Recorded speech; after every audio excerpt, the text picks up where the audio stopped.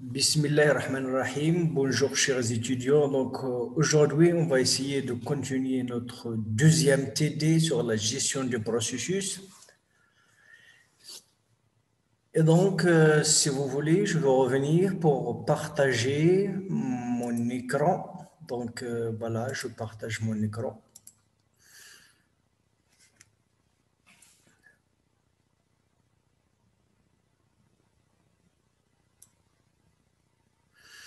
Nous avons vu la dernière séance, l'exercice 1, 2, 3. Donc, aujourd'hui, nous sommes à l'exercice numéro 4. Donc, je vais lire l'énoncé. J'espère que vous l'avez aussi lu chez vous parce que j'ai donné la série depuis le samedi. On va essayer de répondre ensemble.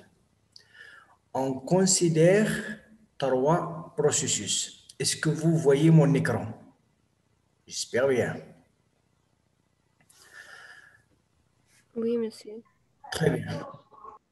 Donc, on considère 3 processus, P1, P2 et P3, qui effectuent chacun du calcul sur le processeur, sur un processeur et des entrées sorties avec un disque. L'ordonnancement des 3 processus sur le processeur se fait selon une politique de priorité préemptive. Donc, on a dit que la préemption, lorsqu'un processus veut continuer son exécution, mais l'ordonnanceur intervient pour le suspendre pour une raison ou une autre. La raison maintenant, c'est la notion de priorité. Il y a des processus plus prioritaires que d'autres.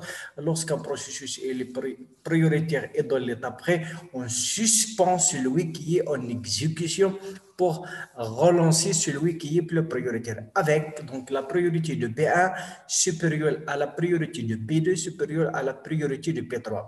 Cela veut dire que P1 est le plus prioritaire et P3 est le moins prioritaire et bien sûr P2 il a une priorité moyenne entre celle de P1 et celle de P3. Donc, l'énoncé nous dit qu'un seul processus à la fois peut être servi par le disque. Donc, on a dit que les processus, ils s'exécutent sur le processeur, mais ils effectuent aussi des entrées-sorties avec un disque. Un seul processus à la fois peut être servi par le disque. Donc, lorsqu'un processus a besoin de lire les blocs ou d'écrire les blocs sur le disque dur, donc vous savez que pour que la tête de lecteur se positionne sur une piste, sur un secteur pour lire ou écrire un bloc, ce n'est pas possible d'être au même instant de servir, donc pour dire tout simplement que c'est impossible que le disque va servir donc deux processus en même temps. Ça veut dire que lorsqu'un processus utilise le disque, le disque ne peut pas servir autre processus jusqu'à ce que le premier soit fini, 6 entrées-sorties. Et donc, un processus qui a lui aussi qui a besoin de lire les données, on sait qu'il va être de l'état bloqué pour faire ça, mais si le disque est déjà utilisé, il doit aussi attendre que cette ressource soit libre. Vous allez comprendre ça lorsqu'on va essayer de tracer le chronogramme, l'évolution de le temps des 3 processus. Un seul processus à la fois peut être servi par le disque et bien sûr la réalisation d'une entrée-sortie est non préemptif. Je m'explique. Nous avons dit que l'ordonnancement sur le processeur est avec priorité préemptive. Ça veut dire que lorsqu'un processus s'exécute, par exemple P2 s'exécute et P1 est dans l'état prêt, on va arrêter P2, elle va passer à l'état prêt pour lancer P1 parce que P1, il est prioritaire. Si P3 s'exécute et P2 ou P1 sont à l'état près, on va suspendre P3 pour relancer, pour lancer celui qui est prioritaire. Par contre, donc ça c'est l'ordonnancement sur le processus. Par contre, l'ordonnancement de la ressource disque dur, elle est non préemptive. Ça veut dire que si P2 fait des entrées-sorties avec le disque et P1 veut aussi faire des entrées-sorties avec le disque, ce n'est pas préemptif. On ne peut pas arrêter les entrées-sorties de P2 pour lancer celle de P1. Donc, avec le disque, il n'est pas préemptif. D'accord? Donc, j'espère que vous avez compris ça. L'ordonnancement de disque, l'ordre de service sur le disque est selon un mode premier arrivé, premier servi. Celui qui demande en premier de faire les entrées-sorties, il va être servi par le disque. Donc voilà, c'est premier arrivé, premier servi sur le disque et ordonnancement préemptif sur le processeur. Donc, on suppose que les trois processus s'exécutent selon des profils suivants. On va regarder les profils de chacun des processus. Elles sont tous les trois prêts au même instant, donc à t égale à 0, ils sont tous dans l'état prêt. Donc, le profil d'exécution de P1, donc, il se fait comme l'exécution, il se fait d'en haut vers le bas. Donc, on va commencer par ça, puis ça, puis ça, puis ça, puis ça, puis ça. Donc, pour P2, donc on va voir le profil de P1. Il va essayer de faire le calcul durant 4 unités sur le processeur, suivi d'une entrée-sortie de 10 unités, suivi d'un calcul de 3 unités, suivi d'une entrée-sortie de 2 unités, suivi d'un calcul de 3 unités, suivi d'une entrée-sortie de 1 unité, il se termine. Après, il se termine. Donc, pour le processus P2, calcul 3 unités, entrée-sortie 10 unités, calcul 10 unités. Et il se termine. Pour P3, calcul durant 7 unités, il ne fait pas des entrées-sorties. La question, c'est que représenter l'exécution des processus de le temps en mentionnant les changements des états intervenant entre les états. Donc, on sait qu'un processus, il peut être de l'état prêt, comme il peut être de l'état élu et de l'état bloqué. D'accord? C'est ça la première question à laquelle nous allons essayer de répondre ensemble. On va essayer de tracer un axe de temps et on va voir l'évolution des trois processus de le temps. Donc, on va représenter les trois états et les transitions entre les trois états. Donc, si vous voulez bien, pour ne pas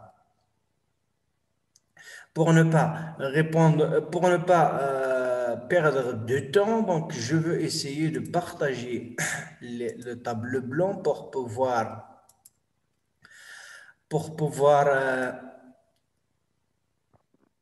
tracer. Donc je trace de ceci. Donc je veux tracer l'évolution. Donc pour tracer l'évolution, je dois tracer. Donc tracer. Donc je trace et c'est donc l'axe du temps. L'axe de temps, je veux le mettre avec la couleur, avec cette couleur.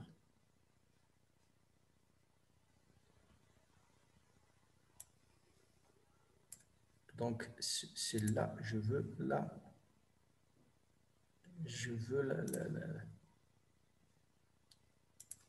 celle-là, je veux la gommer.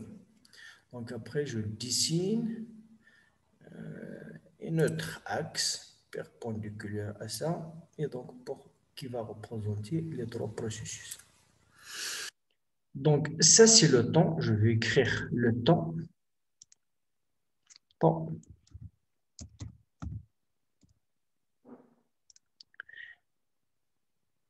Je ne sais pas pourquoi j'avais mis la parenthèse. Donc, je vais essayer de...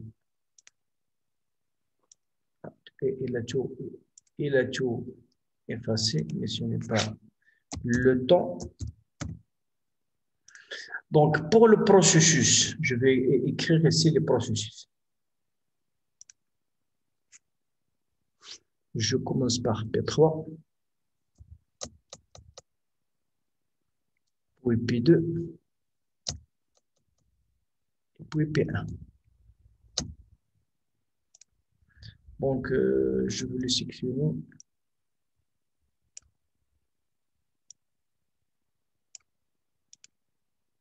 Donc, je veux je vais le mettre ici.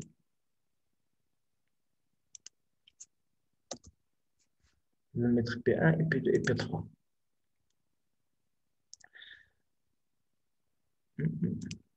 Je le décale un petit peu comme ça pour pouvoir écrire quelque chose que vous allez voir. Donc, j'écris encore du texte. Je peux écrire ici du texte. Donc, l'état élu. Donc, je vais mettre ça en vert. Vous allez élu, élu et élu. Chacun des processus, elle va être dans l'état élu.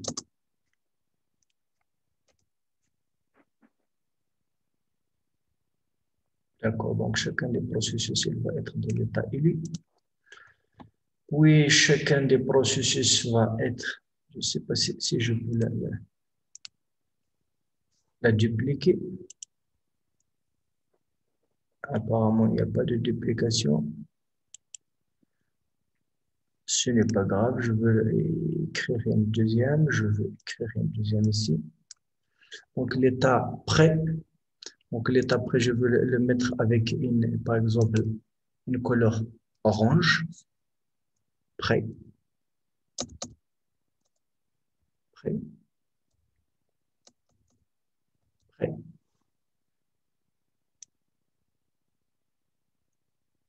Donc prêt.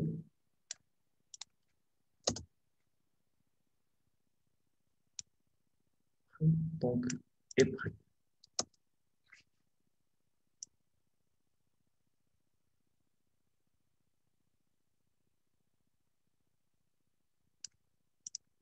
Donc, l'état élu, l'état prêt. Donc, je vais écrire un autre état. Mais maintenant, c'est en rouge, donc pour l'état bloc.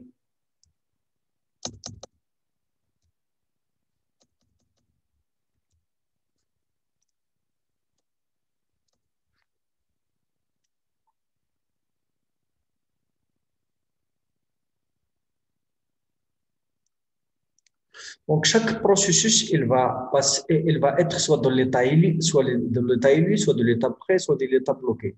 D'accord, je veux seulement mettre, donc, je vais mettre les,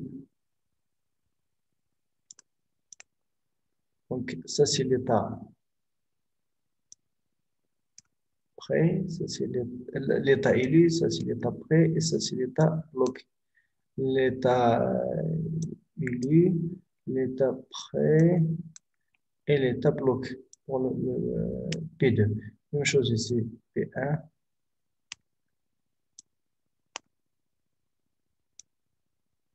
D'accord. Donc, qu'est-ce que nous dit l'énoncé? Donc, le calcul pour le P1, il va commencer par le calcul durant 4 unités.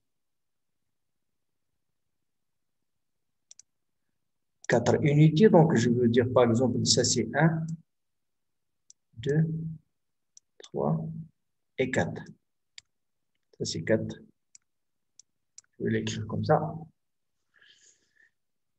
Et donc, pour pouvoir, je veux tracer seulement c'est pour savoir, je veux tracer ici à la verticale. Donc, ce n'est pas obligatoire, mais pour tracer quelque chose de bien, je veux mettre 4.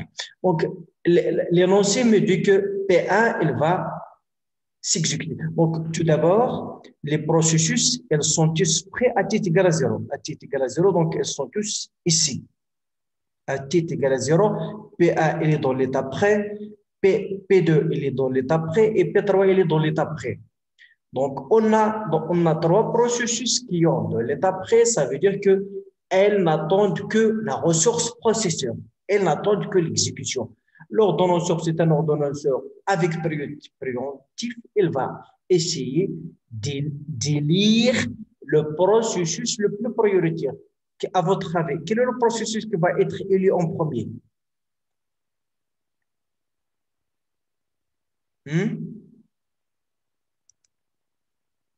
Chers étudiants, quel est le processus qui va être élu? P1. P1. P1 pendant 4 unités. Donc, je vais mettre P1. Il est dans l'état prêt. Couleur verte. D'accord? Pour P2, il va être dans quel état?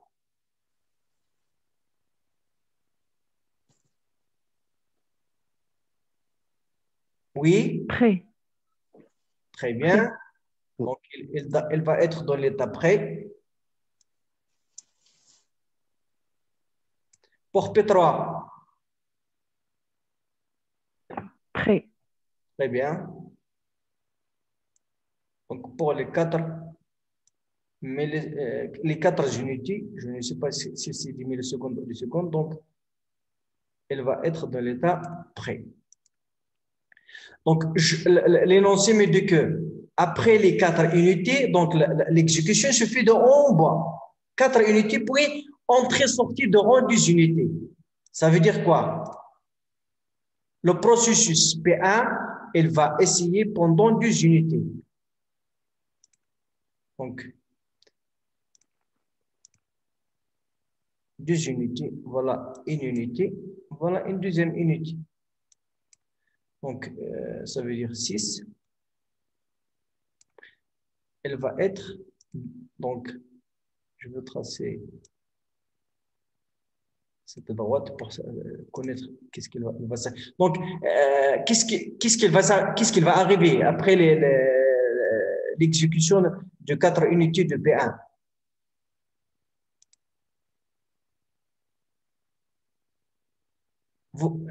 Donc, on a entrée-sortie durant 2 unités. Ça veut dire P1 se bloque. Très bien. Donc, P1 se bloque. Donc, P1 se bloque. Donc, il va être de l'état bloqué. Donc, je veux tracer l'état bloqué. Mais, donc, pour l'état bloqué, donc, il va être de l'état bloqué.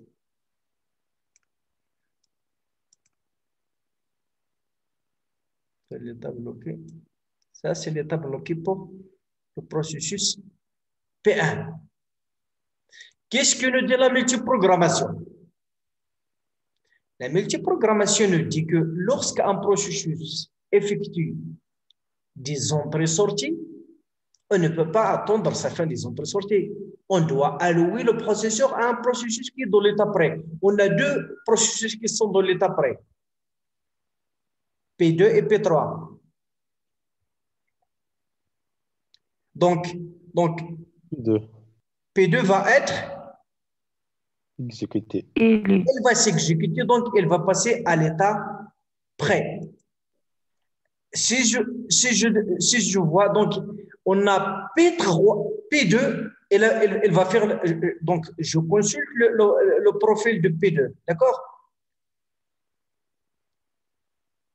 Donc, je veux repartager avec vous le PDF. J'espère que vous avez le PDF chez vous. Oui, monsieur. Oui, donc ce n'est pas la peine. Donc, vous voyez donc le profil de P2? Ou bien je le repartage? Je partage, monsieur, s'il vous plaît. D'accord. Vous voyez maintenant le profil de P2? Oui. P2, il va faire du calcul durant 3 unités. D'accord? Donc, je retourne vers mon tableau blanc. Donc, il a besoin, mais je ne sais pas qu'est-ce qu'il va être arrivé au-delà de 6. Donc, au moins, pour 2 unités, je sais que P2 va s'exécuter. Vous êtes d'accord? Elle va s'exécuter. pendant 2 unités. Lui, est-ce que je veux mettre 3 ou bien seulement 2? Alors, donc, c'est là que l'ordonnancement. Vous allez me dire qu'on va aller de 4 jusqu'à 7. Est-ce que de 4 jusqu'à 7 ou bien de 4 jusqu'à 6? Je mets de 4 jusqu'à 7? Alors, je peux. D'accord?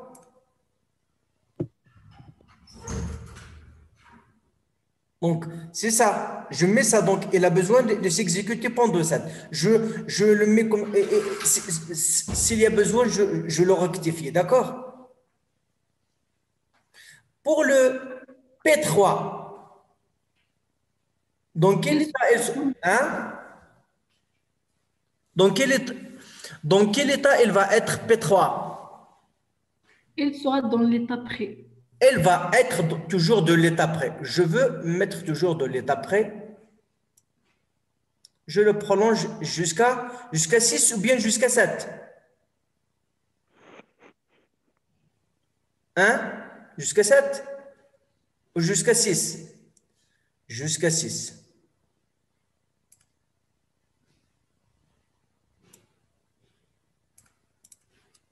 D'accord? Donc, celui-là, il veut aller jusqu'à 7, mais je veux voir est-ce que... Donc, qu'est-ce qui arrive après? Donc, je repartage pour que vous voyez l'énoncé. Donc, on a dit que P1, elle fait 4 unités, on les a fait. Elle a besoin de 2 unités. Donc, après avoir terminé les entrées-sorties, qu'est-ce qu'il arrive pour... Il veut faire du calcul, mais il ne peut pas. Pourquoi? Est-ce qu'il peut faire le calcul? Il a besoin de faire du calcul. Donc, tout d'abord, lorsque les entrées-sorties sont terminées, elle doit passer dans l'état Prêt. dans l'état prêt. Nous avons parlé de diagramme, donc on a dit, voilà l'état élu, l'état bloqué, l'état prêt. D'accord? Lorsqu'elle a terminé les entrées-sorties, elle doit tout d'abord passer de l'état bloqué vers l'état prêt. Élu, donc ça c'est élu, ça c'est prêt, et ça c'est bloqué. D'accord? Lorsqu'elle a besoin des entrées-sorties, elle se bloque. Et lorsqu'elle a terminé les entrées-sorties, il passe à l'état prêt. D'accord? À l'instant 6, elle est dans l'état prêt. Et il y a un processus qui s'exécute. Et donc, on a dit que c'est un algorithme d'ordonnancement avec priorité préemptive. Celui-là veut continuer vers 7, mais il y a à t égale à 6 un processus qui est plus prioritaire, qui a besoin de la ressource processeur. Donc, on doit suspendre celui-là. Il veut continuer, mais on va le suspendre. Vous êtes d'accord? Est-ce que vous avez compris? Oui. Donc, c'est ça l'enjeu qui existe dans cet ordonnancement avec priorité et bien sûr dans la préemption. Donc, normalement, celui-là ne va pas aller jusqu'à 7. Il va s'arrêter jusqu'à 6. C'est pour cela que tout à l'heure, je vous demandais est-ce qu'on l'arrête à 6 ou à 7. Mais maintenant, vous comprenez qu'il faut l'arrêter à 6.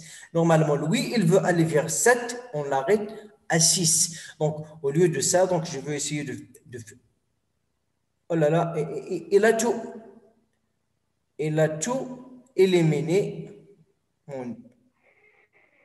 Je ne sais pas si annulé. Donc, d'accord, il y a quelque chose qui donc j'annule et il retourne en arrière. Très bien. Monsieur, Oui. j'ai une question. Si on a dans le cas sans réquisition, alors P2 va continuer jusqu'à 7. Tout à fait, tout à fait. Avec sans réquisition non préemptif, on va le laisser jusqu'à ce qu'elle ne laisse le processeur. Il veut continuer, donc d'accord, c'est ça la différence. D'accord? Donc, on a dit que on va tracer normalement seulement de 4 jusqu'à 6. Vous comprenez pourquoi maintenant. Et bien sûr, après, c'est celui-là, c'est P1 qui va s'exécuter. Je veux essayer de dessiner. Donc, je vais revenir pour le... Donc, calcul durant 3 unités. Il nous dit que celui calcul durant 3 unités. Une unité, 2 unités, 3 unités. Donc, ça, c'est 9. Calcul, ça veut dire exécution pendant 3 unités. Donc, avant, je dois tracer cette verticale pour comprendre.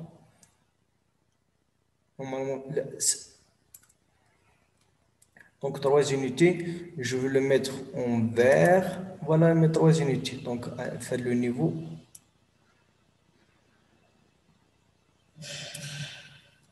Donc, celui-là, il veut continuer, mais il va revenir vers l'état près. 3 unités. 3 unités. D'accord? Donc, je vais essayer de gommer ça.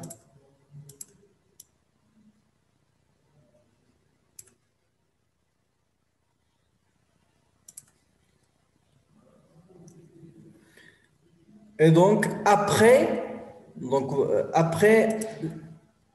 je repartage le PDF. Après calcul de 3 unités, entrée-sortie durant 2 unités. Ça veut dire Sera dans le cas dans l'état bloqué. bloqué. Je retourne vers mon dessin. L'état bloqué, donc pendant 2 unités. Donc, je trace 2 unités ici.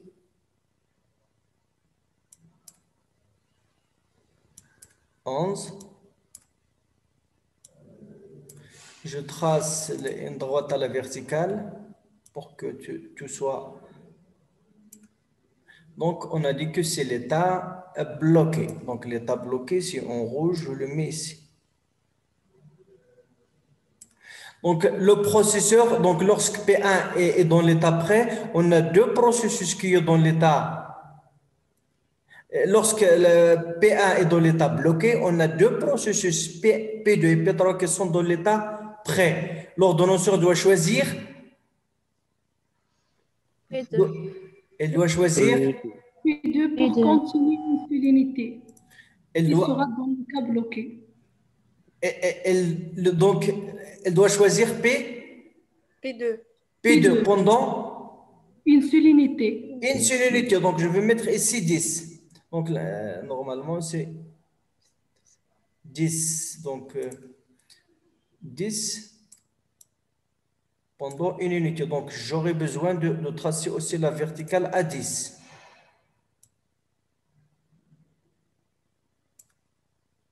Pendant une unité, elle va être dans l'état élu.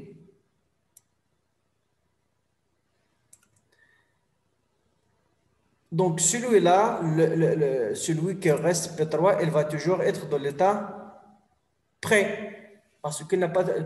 Maintenant, après, il a terminé les 3 unités, donc je retourne vers le profil de P2. Elle a fait les 3 unités, entrée-sortie durant une unité. Il va essayer de faire des entrées-sorties. Alors, dans quel état elle sera? Bloqué. Dans l'état bloqué. Pour faire des entrées-sorties. Bloqué. Donc, je repartage mon dessin. Donc, dans l'état bloqué. L'état bloqué, c'est ça. D'accord? Donc, il va être bloqué durant combien? Une unité. Une unité. Entre quoi et quoi? 10 et 11. 10, 11. 10 et 11. Dans 10 et 11, est-ce qu'il y a... On a dit que tous les processus utilisent la même périphérique, le disque. Est-ce que le disque est libre? Non. Malheureusement, non. Et donc, dans quel état il va être?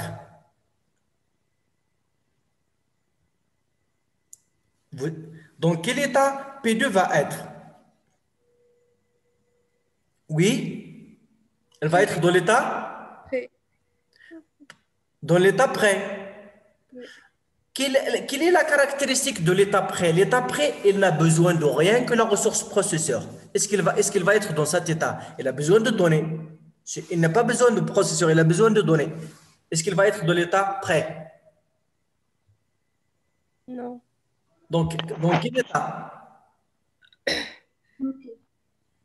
Il sera dans l'état bloqué, mais donc ici, donc Sur les disques. comment? Excuse-moi, tu peux répéter s'il te plaît?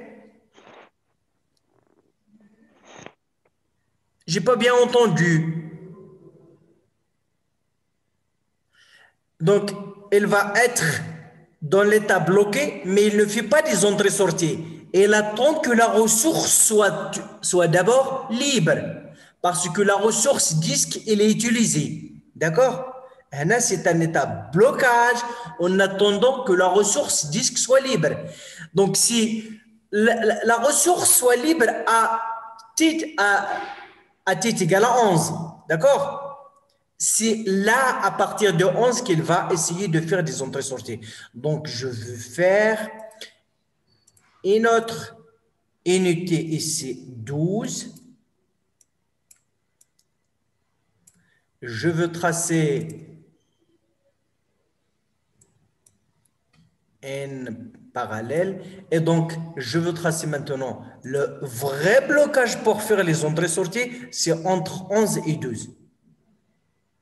J'espère que vous avez compris. Non, monsieur. On a dit que à partir de l'instant 10, elle a besoin des entrées-sorties. D'accord? Il a besoin des entrées-sorties, donc il va être dans l'état bloqué. Il va faire des entrées-sorties avec qui? Avec quel périphérique? Avec le disque. Est-ce que le disque à t égal à 10 est libre? Non, il travaille avec P1.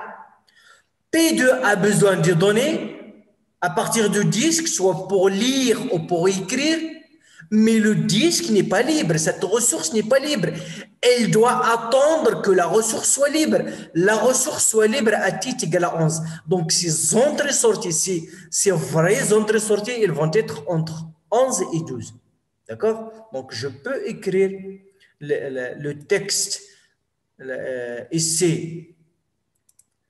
Entrée, sortie.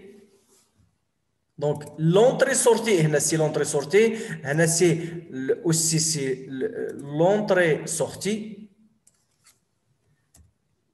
Entrée-sortie. Mais lui, il a deux blocages. Lui, il se bloque par les entrées-sorties. Lui, il a un blocage en attendant que le disque soit libre. Donc, la vraie entrée-sortie, elle se fait entre 11 et 12. Je veux la mettre ici. J'espère que vous avez compris. Donc, ici, je l'avais mis tout sur ici, tout sur les deux. Là, c'est le blocage pour que la ressource disque soit libre. Ici, les entrées-sorties, c'est entre 11 et 12. Je veux l'écrire entre 11 et 12, entrée-sortie. D'accord? Ce n'est pas surtout l'entrée-sortie. Donc, les vraies entrées-sorties, c'est entre 11 et 12. Ici, c'est le blocage pour que la ressource soit libre. D'accord? Est-ce que vous avez compris? Oui, monsieur. D'accord. Donc, vous voyez que entre 11 et 12, les deux processus sont bloqués. On peut avoir plusieurs processus qui sont bloqués, mais toujours un seul processus est élu. On peut avoir plusieurs processus qui sont prêts, mais toujours un processus qui est élu. Donc ici, les deux processus plus prioritaires sont dans l'état bloqué. Donc le processus est libre et on a un processus qui est dans l'état prêt. Donc l'ordonnanceur doit choisir ce processus. Il va être élu pendant combien? Il a besoin de 7. Est-ce qu'il va s'exécuter 7? Non. Non. Seulement Une unité. une unité, parce que au-delà de 7, on aura un processus qui sera dans l'état prêt. Donc, et ça, c'est l'état prêt. Ça, c'est l'orange. D'accord?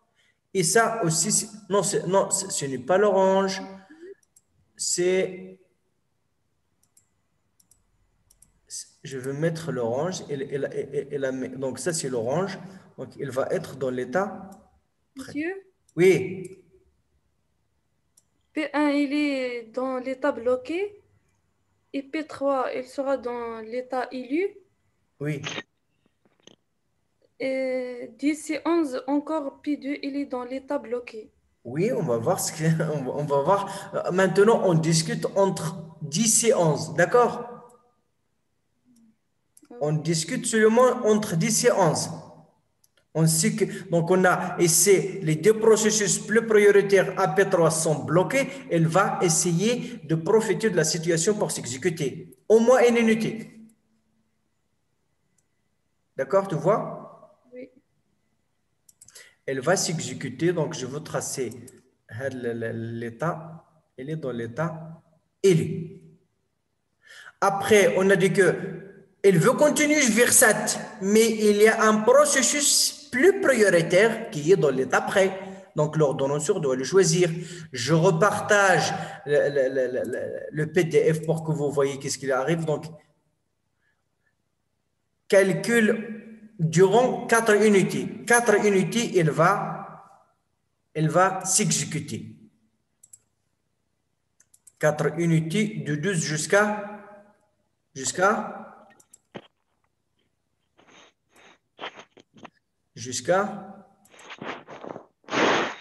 11, de 11 jusqu'à 15. 15, 13, 14, 15. Donc, voilà, 1, 2, 3. Donc, je vais maintenant tracer la verticale à 15.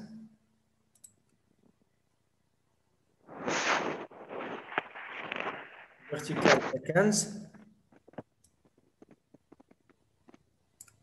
Elle va s'exécuter pendant, donc je vais mettre l'état élu, donc entre 11 et 15. D'accord?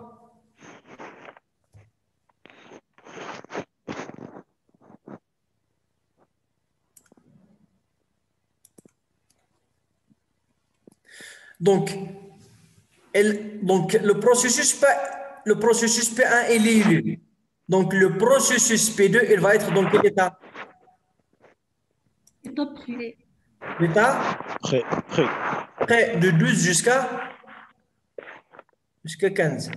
Celui-là, il va retourner à l'état prêt de 11 jusqu'à...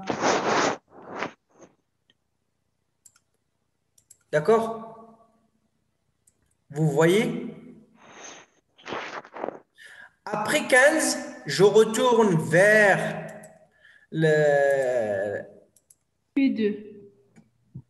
Non, lorsqu'il a terminé les 4 unités, donc il va faire une entrée-sortie pendant une unité. D'accord? Ça veut dire dans l'état bloqué. bloqué.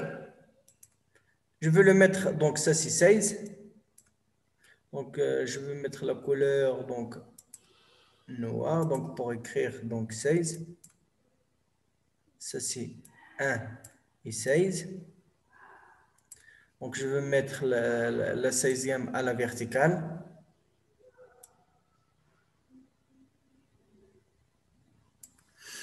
Donc elle va être dans l'état bloqué.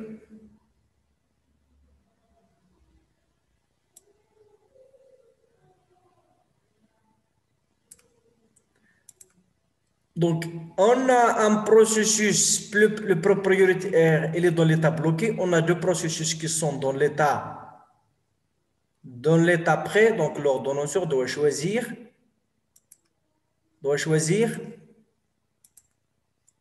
P2, parce que le prioritaire P3, entrée sortie de rang une unité, donc il a été fait calcul de rang 2 unités. Calcul de rang 2 unités. Donc, je repartage mon dessin. 2 unités. Et que 2 unités. Ou la 3? 2. 2 unités. 2 unités. Donc, je veux mettre ça. Ça, c'est 17.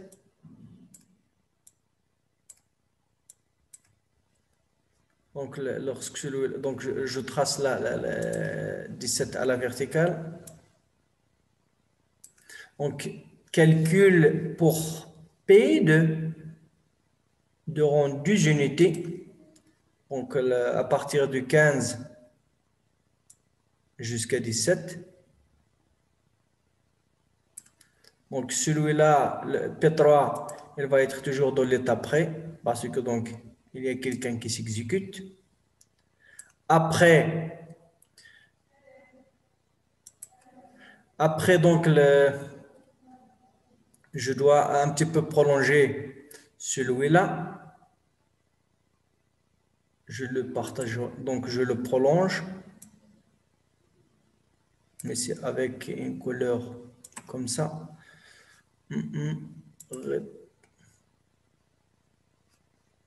Je le prolonge, supposons que ça c'est, je vais écrire que c'est 23. Donc on a ici, à partir de ça, donc à partir de 17, on a le processus P2, il est terminé. Le processus P1, il est terminé ou pas encore? Le processus. Donc, Pas encore. Non, et c'est terminé. Donc, il a fait les entrées-sorties. Lorsqu'il a terminé les entrées-sorties, il va être dans l'état prêt. D'accord? Et lorsqu'il est l'état prêt, donc il va passer à l'état élu parce qu'il est prioritaire. Donc, il va être dans l'état prioritaire. Donc, il a tout terminé. Donc, l'ordonnanceur doit dire que c'est terminé. Donc, je veux mettre ici un symbole pour dire que c'est terminé. D'accord? Ça, lui aussi, c'est terminé. Donc, le symbole de terminé. D'accord? Et donc, on a les deux processus. Donc, celui-là va être dans l'état élu jusqu'à quand? Jusqu'à 23. Je suppose ici que c'est 23. Je la mets à la verticale. Celui-là va être dans l'état élu. Il ne fait pas d'entrée-sortie. Il a fait une, il lui reste 6, de 17 jusqu'à 23. Donc, et voilà. Il se termine.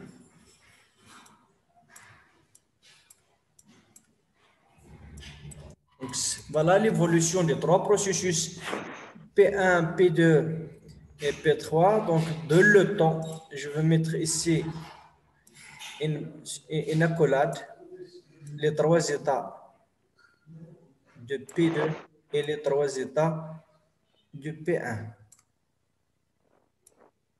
D'accord, donc vous voyez donc l'évolution des trois processus de le temps, donc la transition entre les états élus, prêts et bloqués. Donc, si je veux calculer le temps de réponse moyen, donc la deuxième question, il y a calculé le temps de réponse moyen. Le TRM est égal à combien? Le TRM est égal 1 divisé par 3. Le temps final de P1. 16. 16. Le temps initial, c'est 0. Plus le temps final de P2. 17. Plus 17. Moins 0. Le temps final 2, P3. 23. 23 moins 0 est égal à 56 divisé par 3, elle est égale 18. 18. à 18 unités. Donc, vous voyez que ça, c'est la réponse à la question B. Ça, c'est le ton, c'est 18 unités. Donc, vous voyez l'évolution des transitions. Donc, c'est un petit peu, ça, c'est un exercice typique qu'on donne aux étudiants pour les examens. On leur demande de tracer le chronogramme. La plupart des examens, je donne comme ces exercices, donc pour savoir est-ce que les étudiants font attention aux transitions. Et bien sûr, chaque fois, on peut changer l'ordonnanceur, on peut changer le quantum, on peut changer est-ce qu'il y a une seule périphérique, est-ce qu'il y a plusieurs périphériques. Donc, c'est un exercice typique. Si vous le comprenez, ça sera bien. D'accord? Donc, si vous avez des questions, si vous avez donc, des questions, donc, vous pouvez les poser. Donc, je suis ici pour répondre. Monsieur, Oui, dans l'unité 11, oui. P1, il passe dans l'état bloqué. Hein? P1, il passe dans l'état bloqué vers l'état élu. Oui, il passe de l'état à t est égal à 11. P1 passe de l'état bloqué à l'état prêt et direct, et puisqu'il est prioritaire, il passe à l'état élu. Oui. Ok.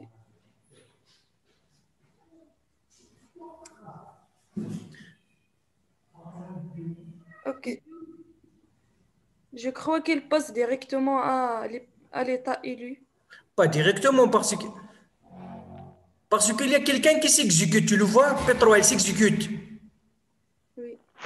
On a dit qu'il passe directement si le processeur il est vide. Est-ce que le processeur est non occupé? Il est déjà occupé par P3. Donc, il y a cette transition. Il y a la préemption. La préemption, c'est que lorsqu'un processus veut continuer, P3, il veut continuer, il n'a pas besoin de sortir. Et donc, la préemption, c'est lorsqu'il passe de l'état élu à l'état prêt. On voit ici la préemption, on la voit ici. Donc, chaque fois qu'un processus plus prioritaire ou bien le quantum est terminé et un processus passe de l'état élu à l'état prêt, c'est la préemption. D'accord? Oui. D'accord. Donc, ça, c'est un petit peu la réponse à cet exercice. Donc, voilà. Vous avez l'image, vous avez la figure, donc vous pouvez vous l'aurez sur la vidéo, donc et sera toujours là. D'accord? Donc maintenant, si vous voulez, on va passer à l'exercice suivant pour progresser.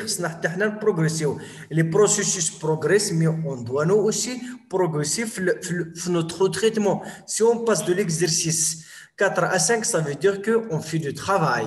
D'accord? Donc, on va passer maintenant à l'exercice 5. Monsieur, Oui, est-ce que l'ordre de service sur le disque dur est très important? et bien sûr. Imaginez que si par exemple on est dit que l'ordre de service sur le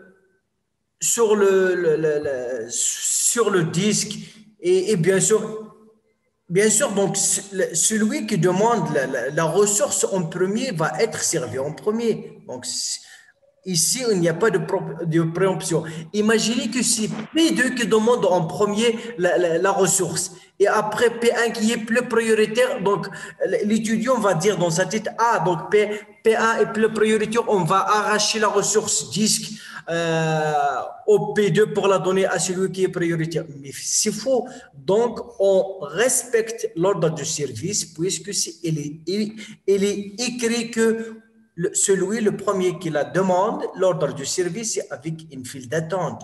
D'accord? Autre question? Donc, je passe à l'exercice numéro 5. Je veux lire l'énoncé. 5 processus de traitement par l'eau. C'est écrit traitement par l'eau. Lorsqu'on dit que le traitement par l'eau, ça veut dire quoi?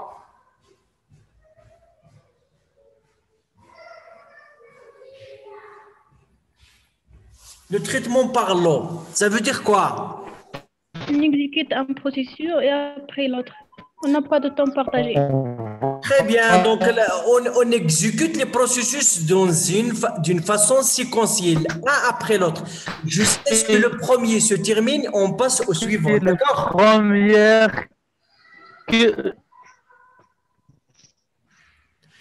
Donc, 5 processus de traitement par l'eau P1, P2, P3, P4 et P5 arrivent dans un centre informatique pratiquement au même instant. Leur délai d'exécution au même instant, on le dit au même instant. Leurs délais d'exécution respectifs sont 10 pour P1, 6 pour P2, 2 pour P3, 4 pour P4 et 8 pour P5. Minutes, c'est en minutes. Leurs priorités respectives sont 3 pour P1, 5 pour P2, 2 pour P3, 1 pour P4 et 4 pour P5. 5 étant la priorité la plus élevée. Donc voilà, on lui dit le plus prioritaire est P2. Le moins prioritaire, c'est P4. Pour chacun des algorithmes d'ordonnancement suivants, A, B, C, D, ordonnancement circulaire ou l'ordonnancement avec priorité ou l'ordonnancement FIFO, premier avis précédé dans l'ordre P1, P2, P3, P4, P5, et l'ordre du processus le plus court. D'abord, shortest job first. Déterminer le temps de réponse moyen et du processus. On suppose que ignorer la surcharge engendrée par le changement du processus. Je m'explique. Donc, on a 4. Donc, je veux essayer de sélectionner ceci. Si je peux copier. Je veux aller maintenant dans le... Donc, j'efface maintenant celui-là, effacer tous les dessins, effacer viewer dessin, effacer tous les dessins. On efface tous les dessins et on va... Donc, texte.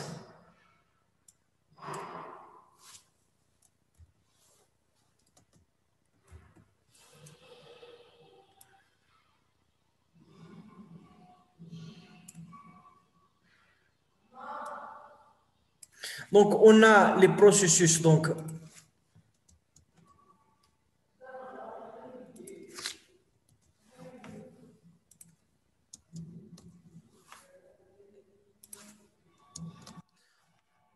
on a voilà, j'avais apporté l'exercice pour le voir. Et bien sûr, on va essayer de répondre. Donc, vous allez entendre le bruit de mes enfants. Donc, je suis à la maison, donc je travaille depuis la maison. Donc, mais c'est comme ça, on doit s'adapter à ceci. Donc, déterminer le temps de réponse moyen des processus et ignorer la surcharge. Pourquoi j'ai dit qu'on ignore la surcharge? Parce que lorsqu'on a la transition, par exemple, de le temps, on a la transition, par exemple, on a un processus qui s'exécute à partir de T0 jusqu'à T1. On va essayer donc de commuter vers un processus.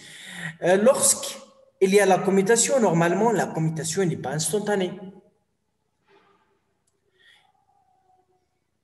Il y a entre T1 et T1 plus S un temps perdu. Un temps perdu de l'ES, c'est le temps de commutation. c'est la surcharge de commutation parce que l'instantation, parce qu'on a dit que il faut enregistrer le processus, donc toutes les structures du processus, de le processus bloc de processus qui s'exécute et charger celle du processus qui va s'exécuter. Et donc, la transition n'est pas instantanée, il y a un temps ici qui est un temps perdu parce que le processeur n'exécute pas pendant ce temps aucun processus parce qu'il y a la commutation.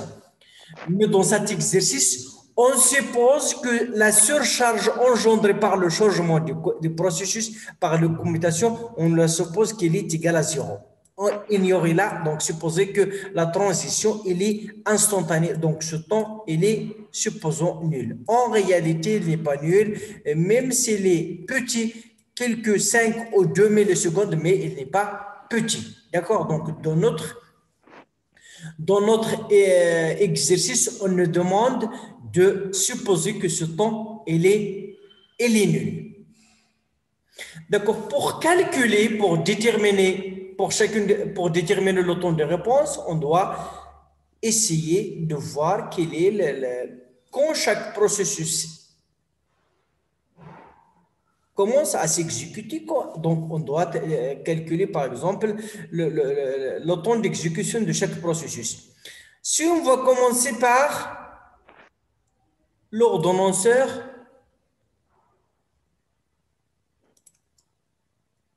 circulaire au quantum. Donc, il nous faut le quantum. Le quantum est égal à combien?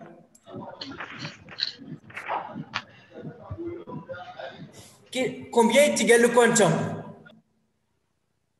Est-ce qu'il est donné? 2 minutes. Est-ce qu'il est donné? Le temps entre deux tâches. Tata. 5 processus de traitement pratiquement arrivent au même instant. Leur délai d'exécution P1 c'est 10, P2 c'est 6 minutes. Leur priorité, la priorité elle est donnée. Pour chacun des algorithmes d'ordonnancement suivants, déterminer le temps de réponse moyen. Est-ce que le quantum est donné? Non. Il n'est pas donné. Il n'est pas donné. Et on a un traitement, parce que lorsqu'on est en circulaire, on doit être en temps partagé. On a dit que nous sommes en traitement parlant. Ce n'est pas le temps partagé. D'accord? On a deux inconvénients ici. On a le quantum qui manque et on a les processus sont en traitement parlant. Donc, voilà la question A. Pour le moment, on ne peut pas y répondre, mais on va y revenir. On va aller vers la question B. Ordonnancement avec priorité. Donc, ordonnancement avec priorité. Donc, je vais essayer d'effacer ici. Rétablir. Annuler.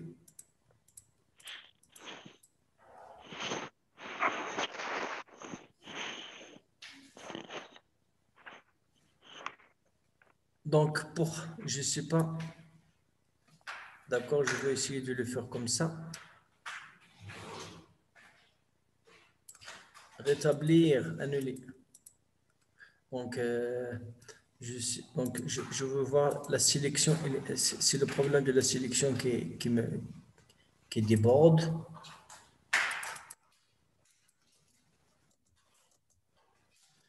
D'abord,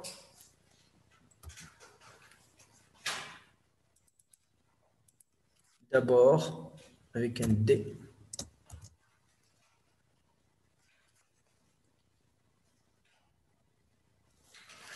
Donc maintenant, je peux l'effacer sans dégâts, sans faire d'autres dégâts. Donc, ordonnancement avec priorité. Donc, on va dire B.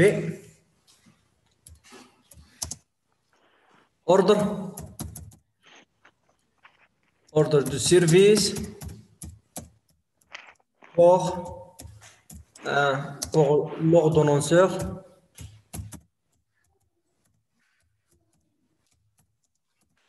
avec priorité.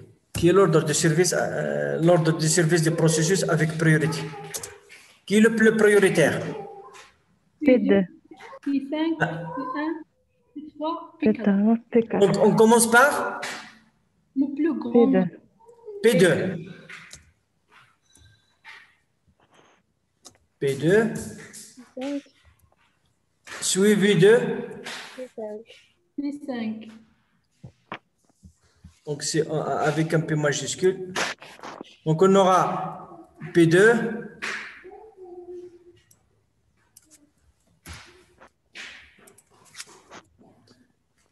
P5, puis P, P1. P1,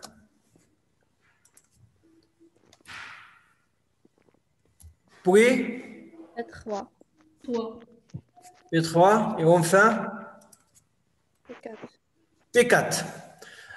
Donc, le temps de réponse moyen, c'est 1 sur 5. P1, il se termine quand? On commence par celui de P1. P2, donc Radin Deshaja plus. P2, il a besoin de 6. Il est le prioritaire. P5, il a besoin de combien? 8, Je veux le mettre. Il a besoin de 8. P5, 8. 8 plus 6. Vous êtes d'accord? 6 plus 8 plus 6, d'accord? Plus 14. Ah, celui-là, c'est pour P2, celui-là, c'est pour P5. Donc, P1, il faut attendre 20 plus le temps qu'il lui faut pour s'exécuter. Il a besoin de 10. Donc, c'est 30. 30 pour P1, 6 pour P2, P3, il a besoin de 2 plus 30, 32. P4, il a besoin de 32 plus 4. 36, Vous êtes d'accord?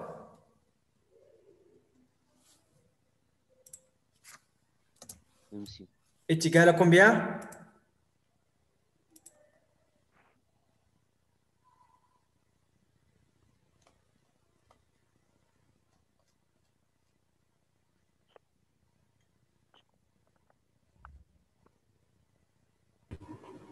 Vingt-trois. 3,6.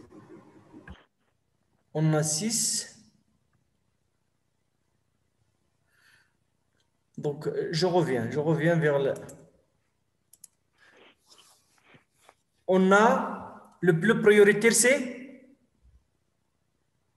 P2. Il a besoin de 6. 6. Le voilà. Après avoir donc le P2, qui est le suivant. P5. P5, il a besoin de combien? 8. 8. 8 plus 6. 14, Le voilà. Le suivant. P1. P1, il a besoin de combien? 10. 10 plus 14, Et 24. 24. Donc ici, c'est 24. 24. D'accord, donc 24. Après, P3. P3, il a besoin de combien? 4. Il a besoin de 2. 2, ça veut dire 26. 26, Et le dernier, 26 plus 4, c'est 30. Très bien, donc maintenant, c'est bien. Est égal 100 sur 5, ça veut dire 20. 20 minutes. En moyenne, les processus ont pris 20 minutes. D'accord?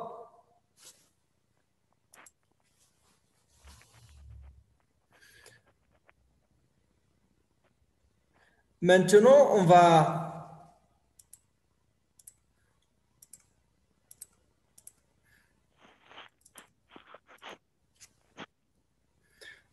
On va essayer, je ne sais pas si je peux la dupliquer.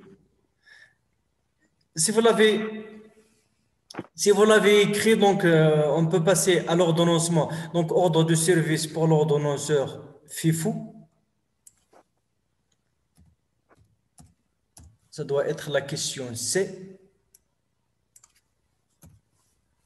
L'ordre, ça doit être P1, P2, P3,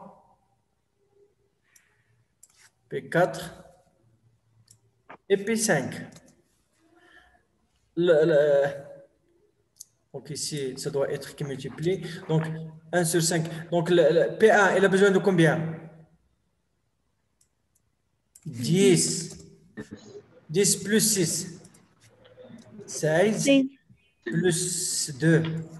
18. Plus 4.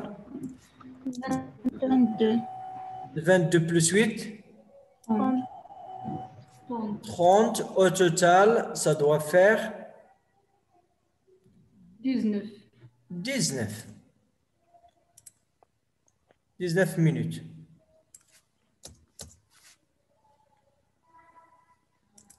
« 19 minutes pour l'ordonnanceur first in, first out. Pour le D, donc je dois changer seulement ici. Donc, ordre de service pour l'ordonnanceur first job first, donc le plus court d'abord. Donc, le plus court, c'est le plus court, job. P3. P3. P3. P4. P4. P2. P2. P5. Et enfin, P1. Donc, le P1. Donc, on commence par le P3. Le P3, il a besoin de combien? 2. Le P4, il a besoin de combien? 2 plus 4? 6. Le P2, il a besoin de 6 plus 6, 12. Le P5, il a besoin de 12 plus 8, 20. Non, c'est le P5, 20. Enfin, le P1, ça doit être 30. 30, etc. Donc, le temps de réponse moyen, ça doit être 14. Très bien, 14.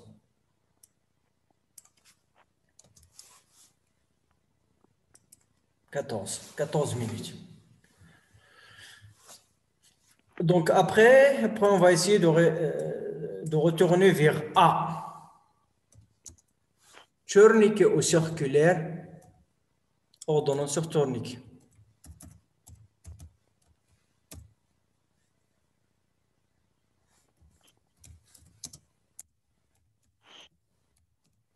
Tourniquet ou circulaire.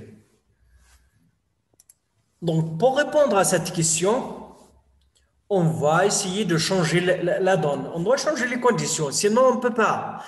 Il faut changer le traitement par le temps partagé et essayer de chercher le quantum pour donner la même chance à tous les processus pour avancer. C'est ça le principe de temps partagé. Tous les processus avancent. Donc, tous ces algorithmes, il n'y a qu'un seul qui avance jusqu'à ce qu'il se termine. Donc, soit pour la priorité, soit pour le first in, soit pour le search. Donc, il n'y a qu'un seul processus. Alors que ici, donc, tous les processus vont avancer ensemble. D'accord? Donc, si vous voulez, je vais vous dicter un petit paragraphe pour comprendre. Donc, vous allez écrire, si vous avez du stylo et du papier, pour l'ordonnanceur circulaire.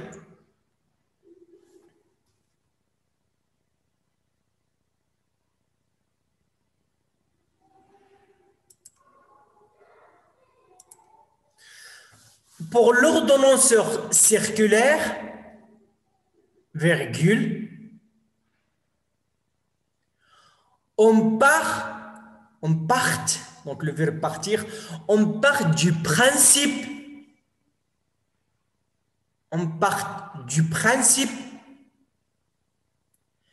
que le système est multiprogrammé.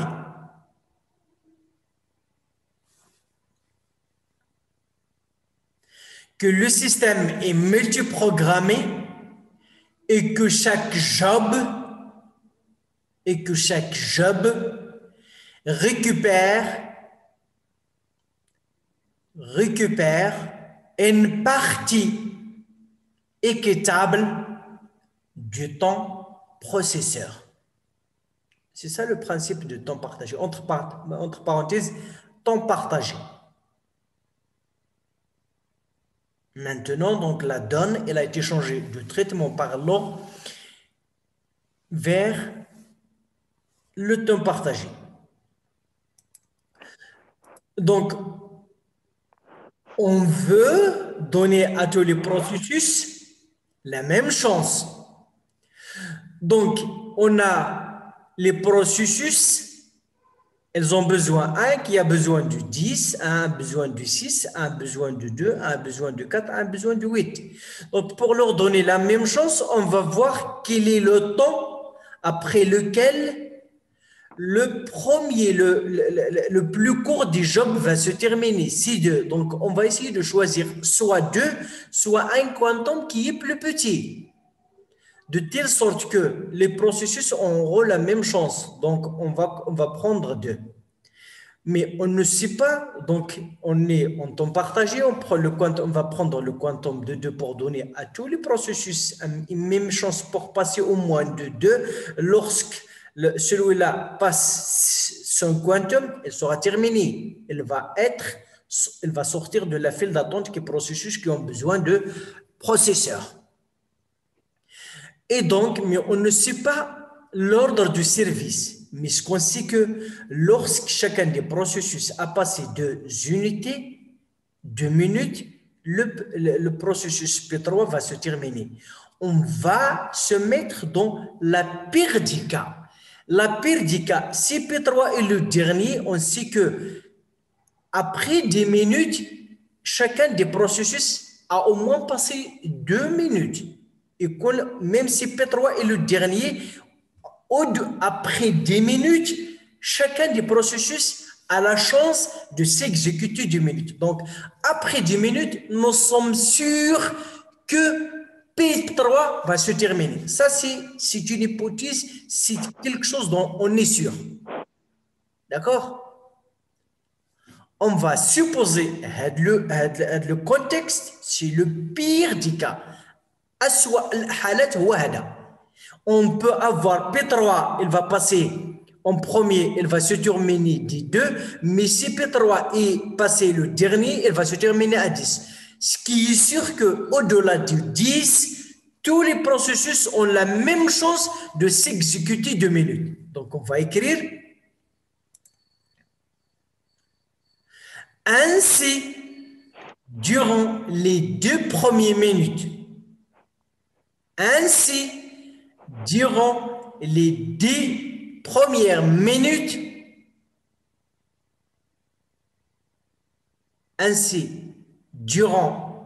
premières minutes, chaque job obtient un 5e de temps processeur.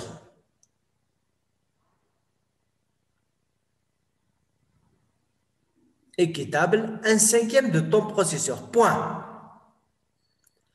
À la fin des 10 premières minutes, P3 se termine. Ça, c'est quelque chose de sûr. Après 10 minutes, P3 se termine.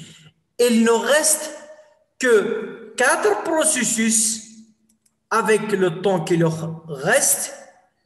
P4, il lui reste 2, P5, 6, P2, 4 et P1, 8. Avec le même principe, on a 4 processus, celui qui va se terminer en premier, il lui reste 2 minutes. On va raisonner de la même façon. Donc, on va avoir chacun des 4 processus qui restent, ils vont avoir la chance d'avoir le processus 1 sur 4. Donc, après 8 minutes, puisqu'on a 4 processus et le premier qui va se terminer, il a besoin seulement de 2. Après 8 minutes qui suivantes, P4 va se terminer et ainsi de suite. C'est de cette façon qu'on va raisonner. Il ne reste donc que 4 processus. P1, P2, P4, P5, P3 et c'est terminé. Il ne reste donc que 4 processus. Point. Pendant les 8 minutes suivantes, chaque job obtient un 4e du temps processeur. Point. Après ce délai, P4 se termine. Après ce délai, P4 se termine. Point. Ensuite, chacun des 3 processus restants obtient 1 sur 3 du temps processeur pendant les 6 minutes suivantes.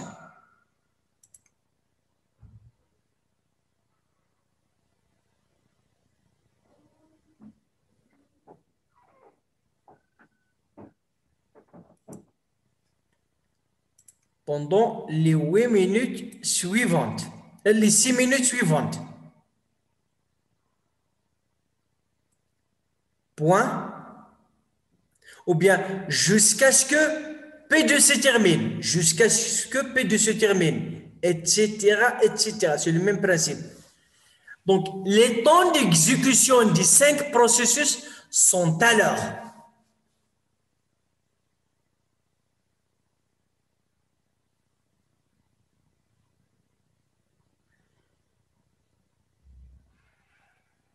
« 10 pour P3. P3, on sait donc c'est 10. 18 pour P4. «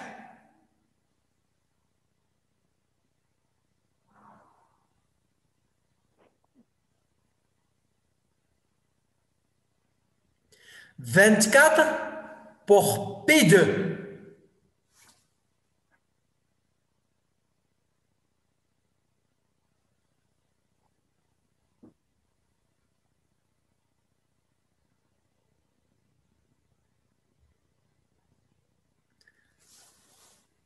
« 28 pour P5. »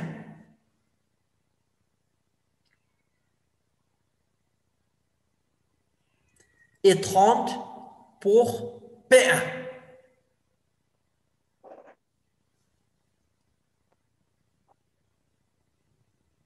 Pour une moyenne de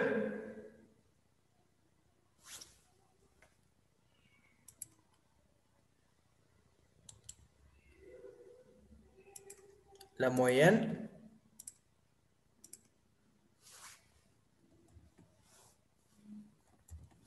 TRM est égal à 1 sur 5. Donc, on a pour P1, c'est 30. Pour P2, ça doit être 24. Pour P3, c'est 10. Pour P4, combien? 18.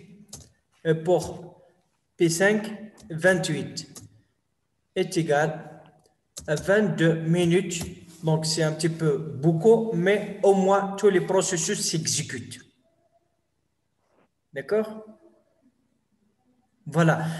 Vous voyez qu'à partir d'un problème en temps partagé, nous avons changé les conditions et on a considéré donc le père du cas pour pouvoir faire tourner tous les processus sur le même processus d'une façon équitable. Voilà, donc le temps de réponse moyen. Donc voilà, j'arrête le partage de l'écran. Donc, donc, il est 9h20. Je dois arrêter l'enregistrement et on peut en discuter